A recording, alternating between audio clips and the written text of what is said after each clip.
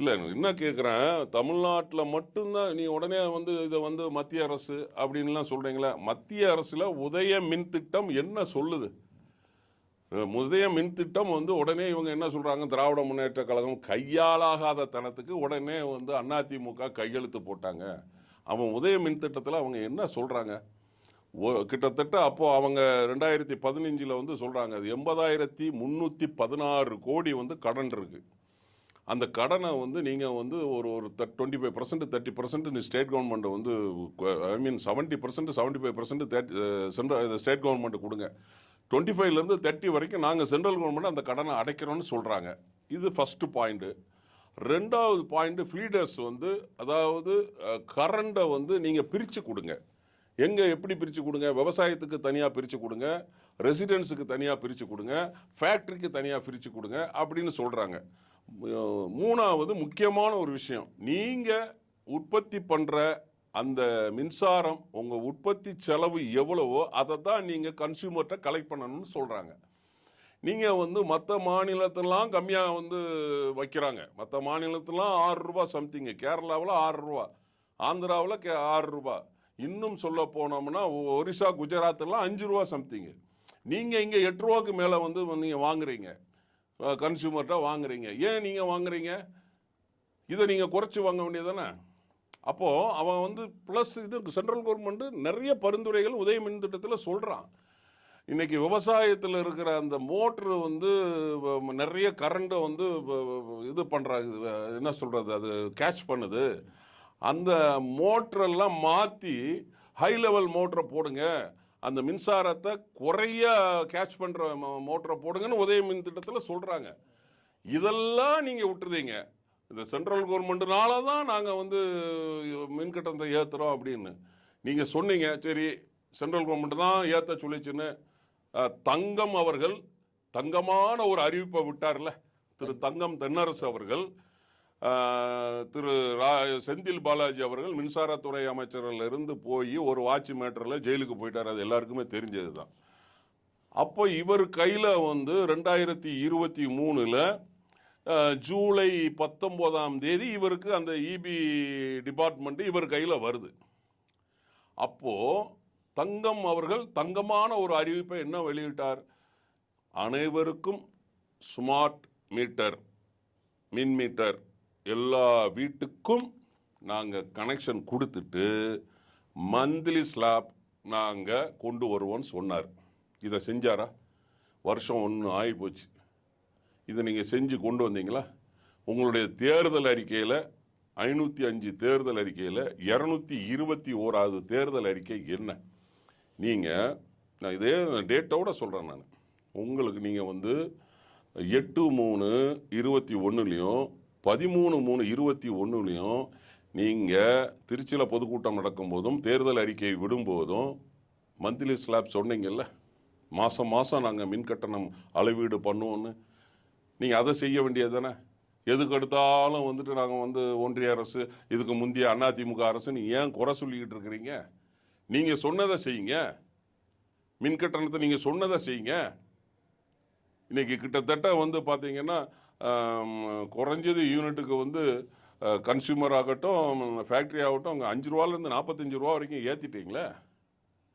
இது யாருக்கு? நீங்கள் வந்து கேட்டால் நாங்கள் வந்து மக்களுக்கு 1000 ரூபா கொடுக்குறோன்னு சொல்கிறீங்க. 1000 ரூபா கொடுத்துட்டு தான் இங்கே 10,000 ரூபா வயிற்றில் அடிக்கிறீங்களே. இதெல்லாம் ஏற்றிட்டு மின் கட்டணம் ஏற்றுறீங்க, சொத்து வரியை ஏற்றுறீங்க, இதில் வேறு நாங்கள் பஸ்ஸு ஃப்ரீன்னு வேறு சொல்கிறீங்க. ஒரு நாளைக்கு ஒரு 2 பஸ்ஸோ 3 பஸ்ஸோ தான் லேடிஸ் போகிறாங்க. ஆனால் அந்த லேடிஸோட ஃபேமிலி அவங்க போனாங்கன்னா வந்து 5 ரூபா டிக்கெட்டை 10 ரூபா 15 ரூபா ஆக்கிடுறீங்க. ஒரு பட்ஜெட்டு போட்டு ஒரு குடும்பம் நடத்த முடியுமா? இப்படி நீங்கள் வந்து சொல்லாததெல்லாம் செஞ்சுக்கிட்டு இருக்கிறீங்க. கேட்டால் உடனே இப்படி சொல்லிடுறீங்க. சரி, காவேரியில் தண்ணி வரல, அதுக்கு என்ன காரணம்? அது நீங்கள் தான், திராவிட முன்னேற்ற கழக அரசு தான் காரணம். சென்னை மாகாணத்துக்கும் மைசூர் மாகாணத்துக்கும் ஒரு அக்ரிமெண்ட் போட்டிருந்தீங்கல்ல, அந்த அக்ரிமெண்ட் படி நடக்கணும்ல. 1924 50 வருஷம் அக்ரிமெண்ட் போட்டு 1974 வரைக்கும் அந்த அக்ரிமெண்ட் போட்டிருக்கீங்க. அந்த 74க்கு அப்புறம் அந்த அக்ரிமெண்ட்டை ரினியூ பண்ணணும்ல. அந்த 74 ஆட்சியில் இருந்தது யார்? திராவிட முன்னேற்ற கழகத்தோட உங்கள் அப்பா தானே இருந்தார், கலர் டிவி கலைஞர் அவர்கள் தானே இருந்தார். அப்போ அந்த அக்ரிமெண்ட்டை ரினியூவல் பண்ணியிருக்கணும்ல. அன்னைக்கு வந்து அதை நீங்கள் ரினியூவல் பண்ணலைல்ல. அம்மையார் ஜெயலலிதா அவர்களுடைய முயற்சினால ஒழுங்காற்று குழுவும் அந்த மேலாண்மை காவேரி மேலாண்மை வாரியமும் அவருடைய முயற்சினால தானே வந்தது. 2013 மத்திய அரசியல் நாளிதழில் இந்த தண்ணியை இவ்வளவு டிஎம்சி தண்ணி விடணும்னு சொல்லி ஃபைட் பண்ணது அந்த அம்மையார் தானே. 419 டிஎம்சி தண்ணி விடணும், விடலை. அப்புறம் கொஞ்ச நாள் கழிச்சு 295 டிஎம்சி தண்ணி விடணும்னு சொன்னாங்க, விடலை. இப்போ வந்து கோர்ட்லேயே சொல்கிறாங்க ஒரு நாளைக்கு 1 டிஎம்சி தண்ணியை நீங்கள் திறந்து விடுங்கன்னா அதையும் விடலை. நீங்கள் இதை கேட்கணுமா வேண்டாமா? அன்னைக்கு பெருந்தலைவர் காமராஜர் அவர்கள் முதலமைச்சராக இருக்கும்போது அங்கே கர்நாடகாவில் நிஜலிங்கப்பா முதலமைச்சராக இருந்தார, காமராஜர் அவர்கள் தண்ணியை கொண்டு வரலையா? அதே போல் புரட்சித் தலைவர் எம்ஜிஆர் அவர்கள் முதலமைச்சராக இருக்கும்போது அங்கே குண்டுராவ் அவர்கள் முதலமைச்சராக இருந்தாங்க. இது நான் புக்கில் படித்தது. குண்டுராவ் அவர்கள் காலையில் புரட்சித் தலைவர் அவர்களுக்கு அவங்க வீட்டில் வந்து சாப்பாடு டிஃபன் கொடுத்துருக்குறாங்க. அவர் புரட்சித் தலைவர் எம்ஜிஆர் அவர்கள் டிஃபன் சாப்பிட்டு தண்ணியை குடிக்கலாம்.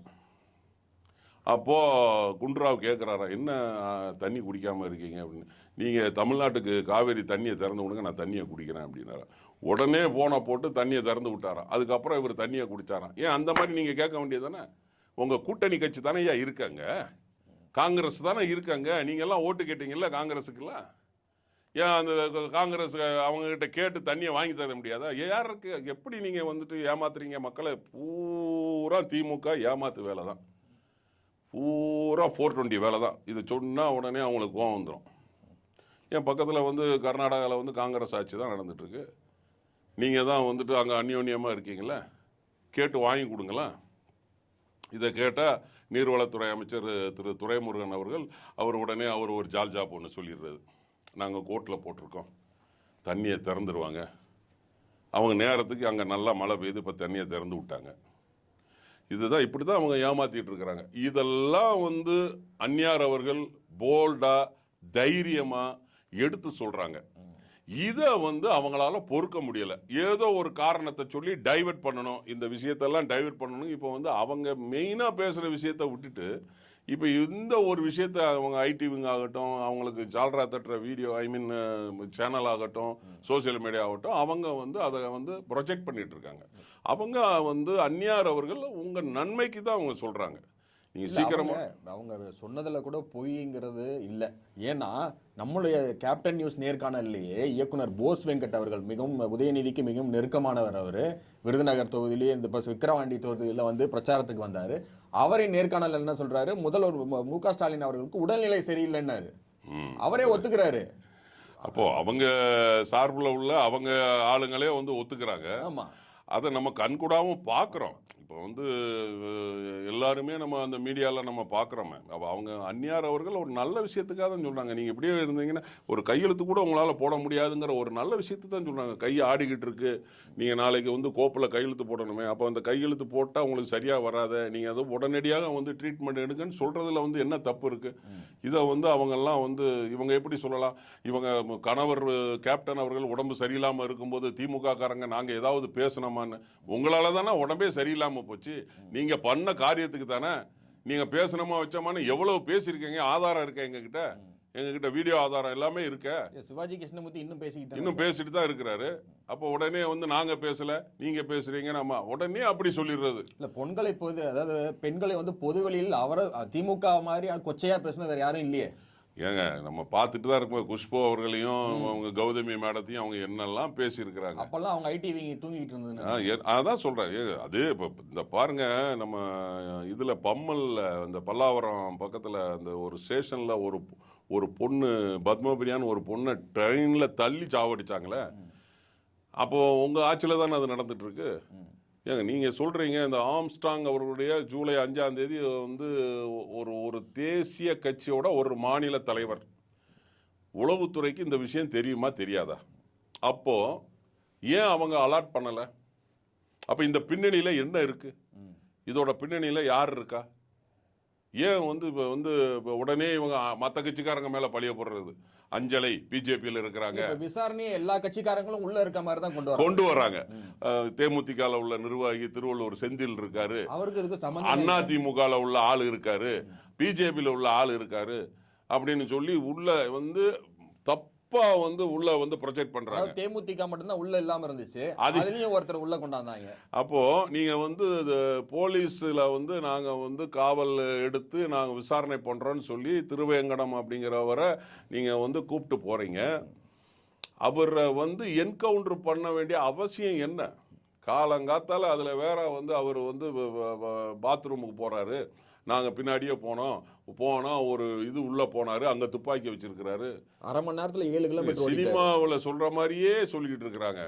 அதான் 7 கிலோமீட்டர் ஓடிட்டாரு. அரை மணி நேரத்துல 7 கிலோமீட்டர் ஓடுறாரு. ரேஸ்ல ஓடுறவங்க கூட அப்படி ஓட முடியாது. உசைன் போல்ட்டால ஓட முடியாது. எப்படி இந்த மாதிரிலாம் வந்து ஒரு கட்டுக்கதையை நீங்க உருவாக்குறீங்க? இல்ல அவரை திருவேங்கடத்தை கொல்ல வேண்டிய அவசியம் என்ன? இதுக்கு பின்னாடி யார் இருக்கா? கிட்டத்தட்ட 31 நாள்ல 133 கொலை நடந்திருக்க. மே மாசம் ஆரம்பிச்சு தீபக் ராஜா அப்படிங்கிறவருடைய மர்டர் வந்து கொடூரமான ஒரு வெட்டு வந்து பசுபதி பாண்டியனோட ஆதரவாளர் திருநெல்வேலியில் வச்சு ஆரம்பிச்சாங்க. அடுத்து சேலம் தாதகா பாளையத்தில் வந்து கவுன்சிலர் அதிமுகவோட கவுன்சிலர் சண்முகம் அவரை வந்து படு கொடூரமாக வெட்டி கொண்டாங்க. யார் வெட்டினா அப்படின்னா அந்த பகுதியில் உள்ள ஒரு லேடி கவுன்சிலரு, திமுக அந்த பக்கத்தில் உள்ள கவுன்சிலருடைய அவங்களுடைய கணவர் சதீஷுங்கிறவர். ஏன் வெட்டினாங்க? கஞ்சாவும் லாட்டரியும் இவங்க வந்து விற்கிறாங்கன்னு சொல்லி தட்டி கேட்டதுக்காக அவரை வெட்டுறாங்க. அடுத்து கட் பண்ணிங்கன்னா திருவாரூரில் பாபு ஒருத்தர் கர்ண கொடூரமாக வெட்டி கொலை செய்யப்பட்டிருக்காரு. அதே போல் வந்து பார்த்திங்கன்னா நம்மளுடைய திண்டுக்கல் மாவட்டத்தில் ஜோசப் பாண்டியன் அப்படிங்கிறவரை வெட்டி கொள்கிறாங்க. உளுந்தூர்பேட்டையில் இதே மாதிரி ஒருத்தரை உயிரோடு எரிச்சு கொள்கிறாங்க. இங்கே வண்ணாரப்பேட்டையில் தினேஷ்னு ஒருத்தரை கொள்கிறாங்க, ஆகாஷ்னு ஒருத்தரை கொன்றாங்க.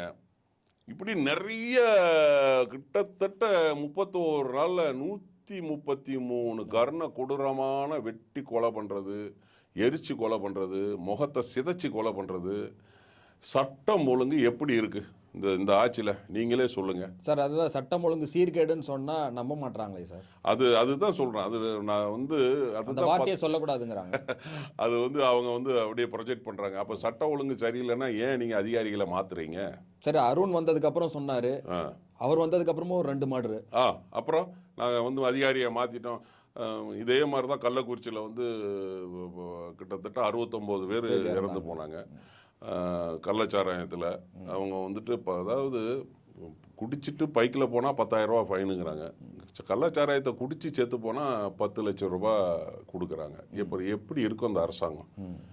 இதை வந்து தட்டி கேட்டால் தப்புன்னு சொன்னால் வேற மாதிரி வந்து ப்ரொஜெக்ட் பண்ணுறது. அதை மாதிரி தான் எங்களுடைய கழக பொதுச் செயலாளர் அந்நியார் அவர்களை இவங்க வந்து தப்பாக வந்து ப்ரொஜெக்ட் பண்ணுறதுக்கு இந்த மாதிரி பண்ணிக்கிட்டு இருக்கிறாங்க. ஏன்னா திரு கேப்டன் அவர்களே இப்படி தான் பண்ணினாங்க. இதை மாதிரி பண்ணி இவங்களை வந்து அப்படியே வந்து ஆஃப் பண்ணலாம் அப்படின்னு அவங்க நினைக்கிறாங்க. பட் கேப்டன் வந்து நாங்கள் கூட இருந்து பார்த்துருக்கோம். அந்நியார் அவர்கள் ரொம்ப ஸ்ட்ராங்கு, எதுக்கும் பயப்பட மாட்டாங்க. கேப்டனாவது வந்து ஒரு பாவ புண்ணியம் தயவு தாட்சணம்லாம் பார்ப்பாங்க. எங்களுடைய கழக பொதுச்செயலாளர் அந்நியார் அவர்கள் தப்புன்னா தப்புன்னு சொல்லுவாங்க, கரெக்டுன்னா கரெக்டுன்னு சொல்லுவாங்க. எதை கண்டும் பயப்படவும் மாட்டாங்க. இந்த சலசலப்புக்கெல்லாம் வந்து இந்த பணங்காட்டு என்ன சொல்லுவாங்கள்ல, அந்த நரியெல்லாம் வந்து பயப்படாதுன்னு. அதே மாதிரி எங்களுடைய அந்நியார் அவர்கள் உங்களுடைய இந்த ஐடி விங்கோ உங்களுடைய தப்பான ப்ராஜெக்டை பற்றி அவங்க வந்து கவலையும் பட மாட்டாங்க, பயப்படவும் மாட்டாங்க. அதனால் நீங்கள் உங்கள் வேலையை சரியாக செய்யுங்க. அரசை கரெக்டாக வழி நடத்துங்க. உங்கள் கட்சியை நீங்கள் சரியாக வழி நடத்துங்க. அதுக்கப்புறம் அடுத்த பக்கத்துக்கு வாங்க. நன்றி, வணக்கம்.